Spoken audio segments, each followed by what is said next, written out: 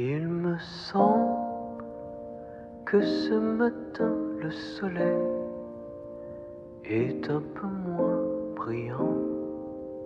Serait-ce la fin des vacances, la fin de l'insouciance? Il me semble. The Frank Lloyd Wright Foundation was established in 1940 by Frank Lloyd Wright himself. The foundation was the place where he did his work, where he educated his apprentice architects. Other homes that you might visit are finished products for clients. Taliesin West and Taliesin, Wisconsin really were unfinished works in places where Wright could have his laboratory. His apprentices could experiment, where he could push the limits of materials and boundaries to see what could be done to advance the way we build and the way we live. Despite the 110,000 visitors that come here to Taliesin West every year, there are many more people who would like to come that don't get the chance, whether that's because of distance, because of accessibility challenges, because a desert camp, which is what Taliesin West was formed to be, is not the most friendly for mobility-challenged members of our public. All of these buildings were built as experimental buildings. They were constructed over time, sometimes without even plans. He would sketch some ideas on butcher paper, hand the sketch to an apprentice, and they would start building. And then Wright would come out, observe what they were doing, and then change things on the fly. Say, move this wall over here, or let's change this. It's one of the most important architectural sites in the U.S., if not the world. We really need accurate drawings and data to be able to understand the building and then make correct decisions on how to preserve and care for it.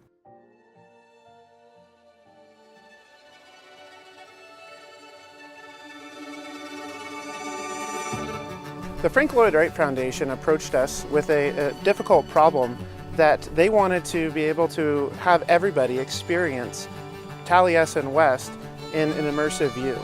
We were able to utilize the newest technology, including the BLK360 from Leica and Matterport Pro camera, combined together in a fused sensor technology that will allow us to share this built model in an immersive sense online for everybody to be able to use. Preservation of architecture, cultural and design heritage has always been a big theme for Leica Geosystems and Hexagon. The BLK360 was exactly designed with this purpose in mind. You go somewhere where you have no blueprints, where you have an existing building, and then you start in building up this three-dimensional foundation, and you can later derive then 2D floor plans from this. You can model the building, you can exchange parts. With the seamless integration of the BLK360 into the Matterport showcase, people can experience precise 3D data plus the imagery that comes out of the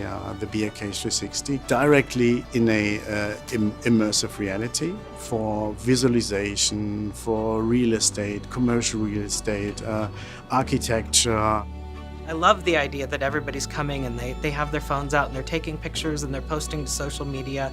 As a marketing director, I can't buy that kind of exposure. I also want people to have the opportunity to come here and put their phones down and be here.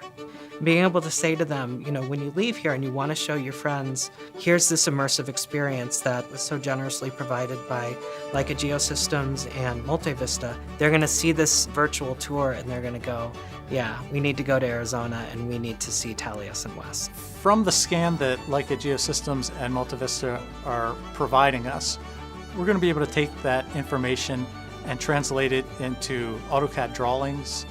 We're going to be able to study it in three-dimensional space so that we can then make informed decisions on how we make interventions into the building and how we care for the building.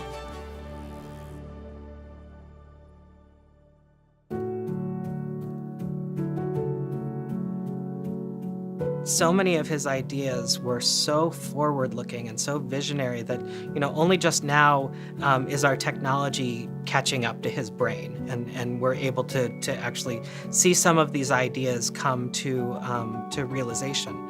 And I think this partnership is another example of that legacy continuing here at Taliesin West. Just like Wright did, how we can use modern technology to bring these ideas to a broader audience, show more and more people how they can live more beautifully, more engaged with the world around them, and ultimately happier lives.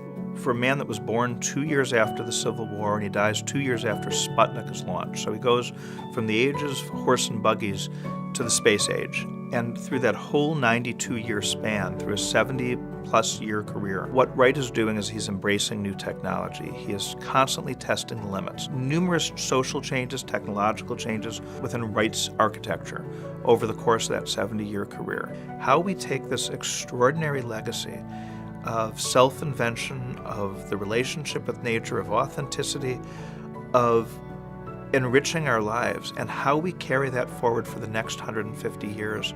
This partnership and the ability to make these spaces that inspire so many people accessible to everybody throughout the world. This is how we take this legacy forward. This is how we get these ideas put into practice.